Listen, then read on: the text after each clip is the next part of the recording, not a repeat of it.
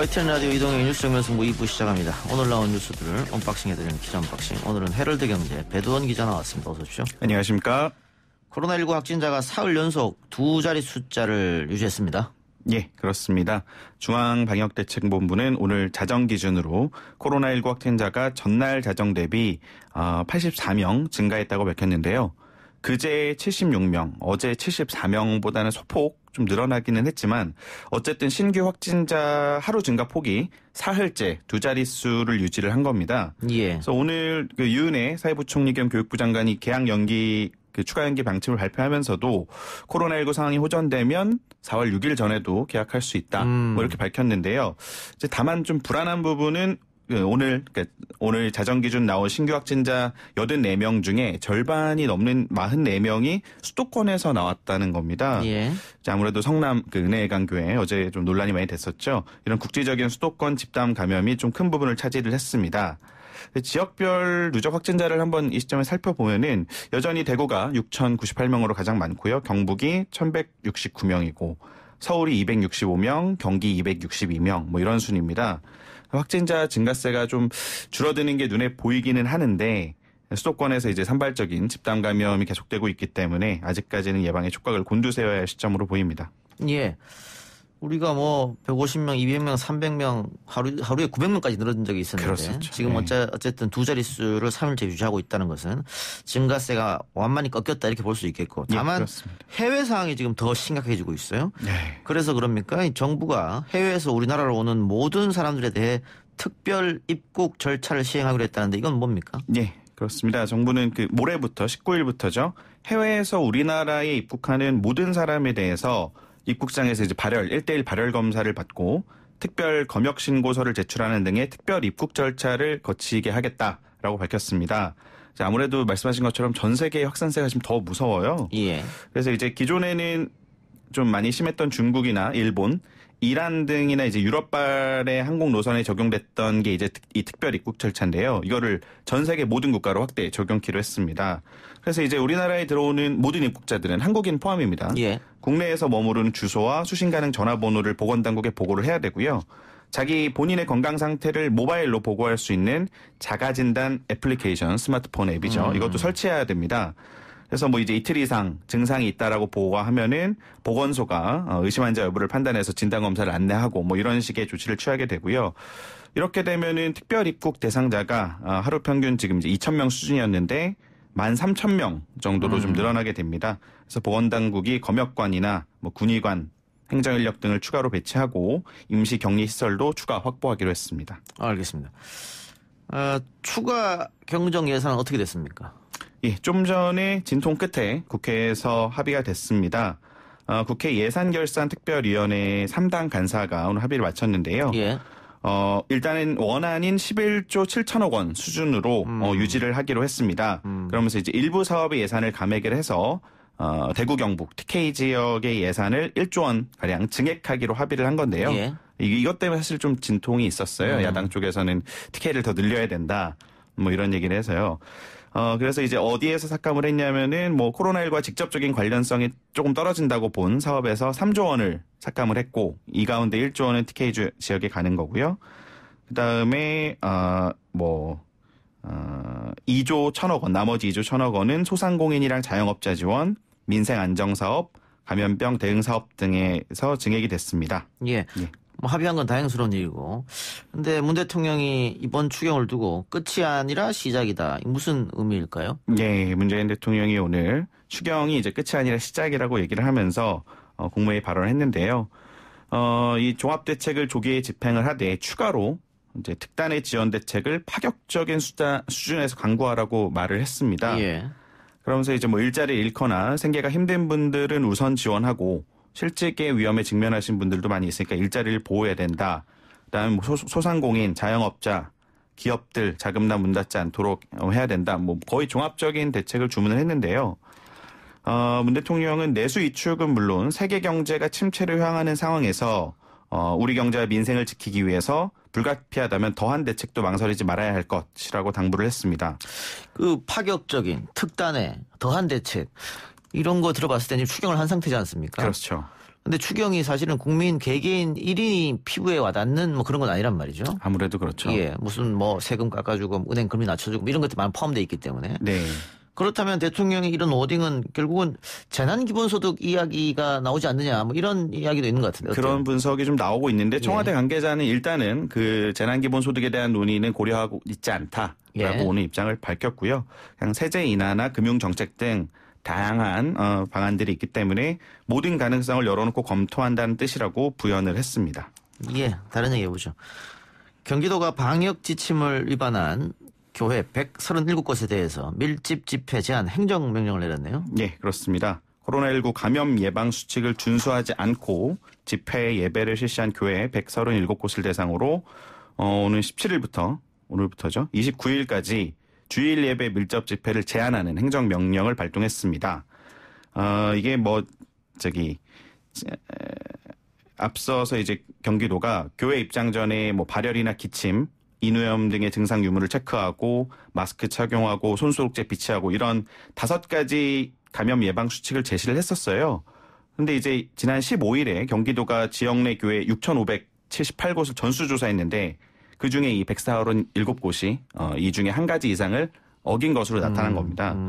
근데 이제 행정명령을 발동한다고 해서 당장 예배가 원천적으로 금지되는 건 아닙니다. 예. 실내 예배를 실시를 하되 그 아까 말했던 원래 5가지 예방 수칙에다가 2가지가 추가됐습니다. 집회 예배 시에 식사 제공 금지한다.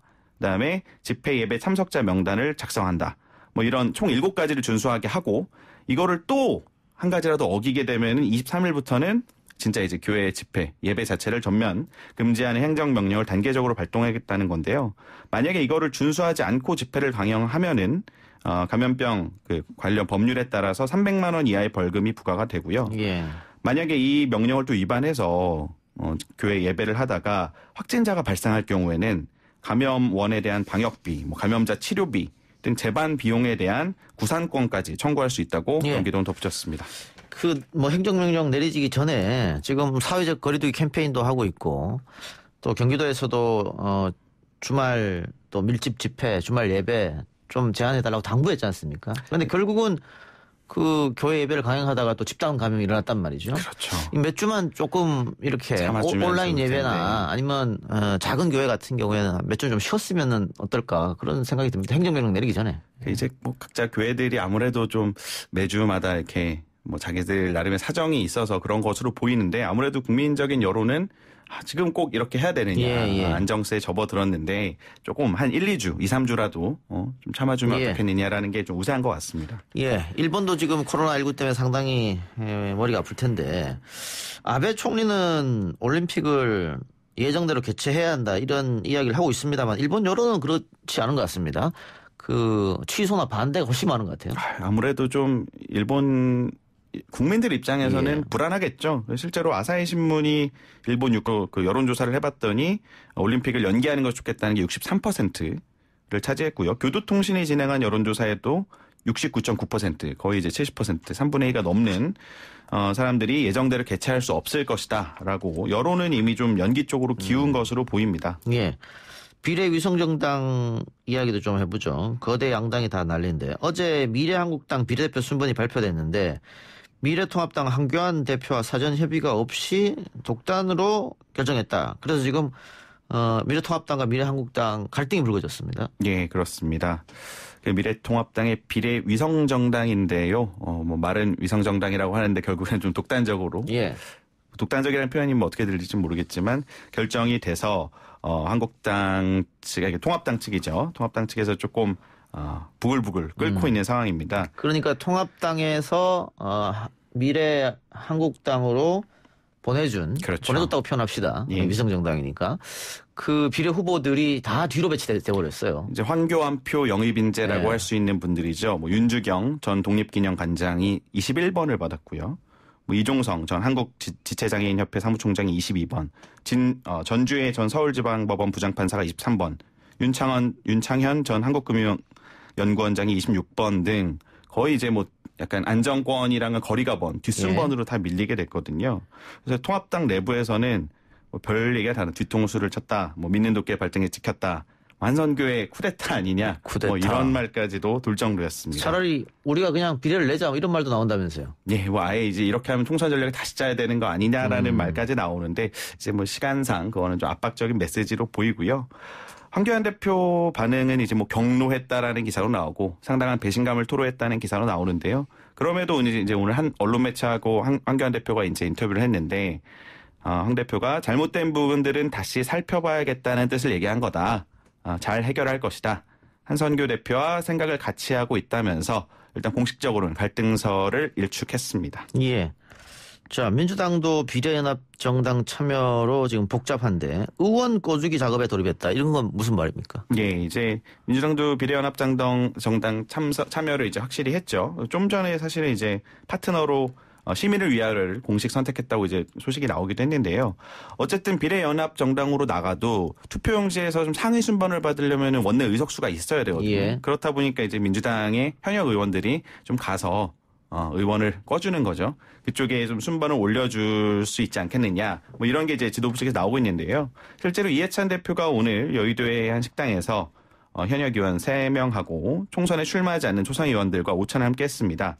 어제도 강창일 의원을 만났었고 내일도 일부 불출마 선언을 한 의원들과 점심을 먹을 예정으로 알려졌는데요.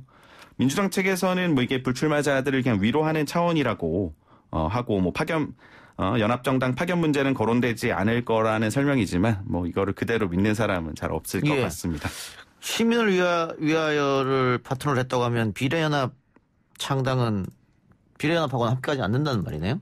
정치개혁연합하고 정치개혁연합. 예, 이제 아무래도 민주당이 입장을 밝혔는 매우 촉박한 비례 후보 등록 일정을 감안하면은 시민을 위하여가 창당 등록과 정당 교부증을 받은 유일한 플랫폼이라는 점 때문에 신속한 비례정당 추진이 가능하다고 판단했다라고 이제 좀 이유를 밝혔습니다. 예, 그럼 이 시민을 위하여 정당이 플랫폼 정당이니까 네. 여기에 녹색당 뭐 미래당 다 모이는 겁니까 여기? 예, 그렇습니다. 민주당하고는 함께하지 않겠다 또 그런 얘기 한 것 같은데. 이게 지금 뭐 얘기가 복잡하군요. 예. 열린민주당하고 관계는 또 어떻게 할 것인지도 문제가 있고.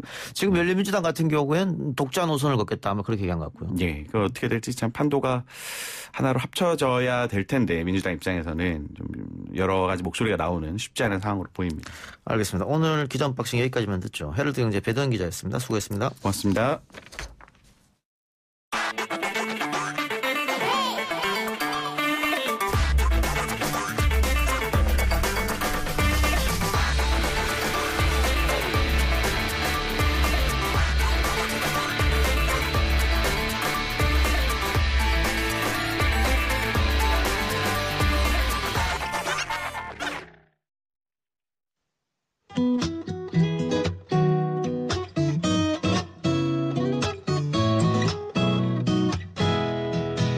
절대로 지치면 안 되고 쓰러지면 더더욱 안 되고 너무 힘들어도 포기하면 결코 안 되고 말고 안 되고 끝났다는 생각 안 하면 되고 코로나19 확산으로 큰 피해를 입은 대구 경북 지역에 기부 물품 행렬이 이어지고 있다고 합니다.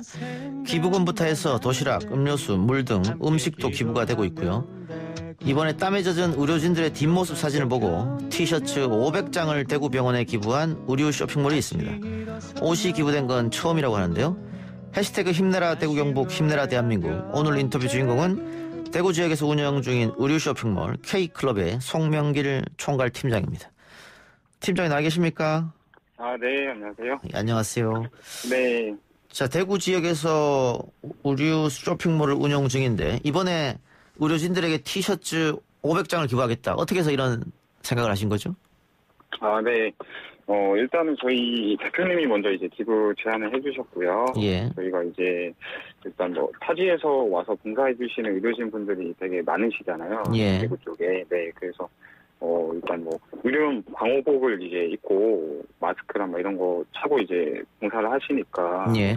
뭐 온몸에 땀에 이제 젖어가지고 뭐 이렇게 하시는 그런 사진이나 영상을 뉴스나 이제 기사 통해서 많이 봤거든요. 예. 그래가지고 일단 저희가 뭘 할 수 있을까, 뭐 어떤 도움을 드릴 수 있을까를 생각했었을 때 뭐 현금 기부도 있는데 일단 예. 그 현장에서 고생하신 이제 의료진 분들한테 이제 현실적으로 정말 도움을 드리고 싶어가지고 네 준비를 하게 됐습니다. 예. 네. 도와주고 싶고 함께하고 싶은데 어떤 방법이 있을까 살펴보다가 그럼 우리가 네. 갖고 있는 것 중에 티셔츠를 기부하자 이렇게 네, 생각하셨군요. 맞습니다. 예. 네, 저희가 판매 중인 예. 티셔츠를 기부하게 예. 됐습니다. 이 티셔츠도 직원들이 직접 병원에 가서 전달했다고 하는데 병원 가보니 네. 현장 어떻던가요? 일단 현장에 도착했을 때 일단 그 전국에서 이제 각지에서 온 기부 차량들이랑 뭐 택배 차량들 이런 게 되게 대기를 하고 있었어요. 대기할 차량들이. 정도로 기부용품이 많이 네. 있었습니까? 아유, 저희가 다행이네요. 갔을 때는 그랬습니다. 그래서 저희도 이제 좀 순서를 기다렸다가 이제 기부품을 전달을 해드렸고요. 예. 네, 되게 많이 좀 앞쪽에 쌓여 있었어요. 기부품들이. 예. 그 티셔츠를 전달할 때 의료진 반응은 어땠어요? 일단 병원에 저희도 이제 기부를 하기 전에 먼저 전화를 했었거든요. 이제 혹시나 이게 아무거나 기부를 하긴 좀 그러니까. 예. 그래서 티셔츠 기부에 되는지 문의했었고 좋다는 이제 답변을 받아가지고 진행을 했었는데 일단 저희 티셔츠를 받았었을 때 좀 안쪽으로 먼저 옮겨주시고 웃으시면서 되게 좀 고맙다고 이렇게 막 말씀을 해주셨었거든요. 예. 네. 네. 지금 코로나19 특히 대구 지역이 상당히 어려운데 경기도 안 좋고. 네. K클럽은 어떻습니까? 그 온라인 매장을 갖고 있어서 다른 분들보다는 조금 그래도 괜찮습니까? 아니요. 이제 저희도 이제 오프라인 매장도 있고 온라인 매장도 이제 있는데 예. 이제 의류 쪽 매출이 좀 많이 떨어진 상태예요. 이제 예. 뭐 학교 개강도 취소되고 뭐 야외 행사 뭐 이런 축제들도 취소가 되다 보니까 아하. 이제 전반적으로 많이 떨어졌고 저희도 지금 많이 타격이 있는 상황이에요. 예. 네. 특히 네. 오프라인 매장은 거의 손님이 없겠습니다. 맞습니다. 네. 지금 일단 저희 사무실 주간 상권만 보더라도 거의 한 60-70% 정도 문을 닫고 조기 폐점한 상황이거든요. 문을 아예 닫은 매장이 한 60-70% 정도 돼요. 이쪽 지금 상권에는 그렇고, 그리고 거의 오픈하셔도 포장이나 이제 배달만 하시는 분들이 이제 가게들이 많고요. 예. 그리고 빈택시들도 지금 엄청 많죠. 그것들은. 예. 그런 네. 것들, 여러 장면들 보면은 많이 좀 가슴도 아프고 답답하시겠어요. 네, 맞습니다. 예. 자, 이번에 티셔츠 500장을 기부했고, 앞으로도 기부는 계속 하실 예정이라고요? 네, 맞습니다. 저희가 일단 대구에 그 코로나19 고점 병원이 두 곳이 있는데, 예. 저희가 그 기존 기부했던 데가 이제 동상병원이고, 이번 주 이제 금요일에 또 대구 의료원의 티셔츠 500장이랑 양말 이제 1000조각을 또 기부 예정이거든요. 예. 그리고 저희가 또 지금 이 사태로 이제 힘든 자영업자나 중소기업 이제 운영하시는 분들 저희가 예. 무료로 또 SNS에 또 홍보도 해드리고 사이트에도 아하. 홍보도 해드리고 하고 있고 저희 예. 앞으로도 또 계속 이제 기부 계획을 하고 예. 있거든요. 네. 어려운 때일수록 서로 돕고 사는 그런 모습 같은데, 이 K클럽의 기부 소식에 쇼핑몰 이용 고객들도 기부 행렬에 동참하고 있다고 하는데, 이건 어떤 이야기입니까? 이제 저희 SNS 채널을 통해 가지고 저희 거 이제 이런 기부 모습 보고 예. 본인도 하셨다 이런 메시지들을 좀 많이 받았었거든요. 그런 메시지 받으면 뿌듯하시겠네요. 그럼요. 너무 뿌듯하고 저희도 또 계속 좀 조금이라도 이제 크든 작든 계속 이어나가야 되겠다라고 생각을 하고 있습니다. 알겠습니다. 청취자 네. 문자 좀 보죠. 사랑해용님께서 얼마나 고생들이 많으실까요? 이 모든 힘든 시기 다들 같이 이겨내요. 라는 의견 주셨고요. 체리블루님께서 코로나 지나가면 옷 신나게 막 사입어서 혼내드려야겠어요. 고마운 마음 감사드립니다. 황애나님께서 힘나는 YTN 라디오 들을만 합니다 진짜. 문자로 0621님께서 YTN 원 없이 청취하는 택시기사입니다. 5분 전에 YTN 직원분 모셔다 드렸어요. 어려울 때일수록 서로 힘차게 사랑합시다. 이런 글들 주셨습니다. 다들 너무나 고맙고 가슴 뭉클하네요. 자, 마지막으로 대구 시민으로서 대구 경북 힘내라는 이 응원의 목소리, 또 기부 물품이 답지하고 있는 이런 모습 보시면서 대구 네. 시민으로서 느끼는 점이 있으면 한마디 해주시기 바랍니다.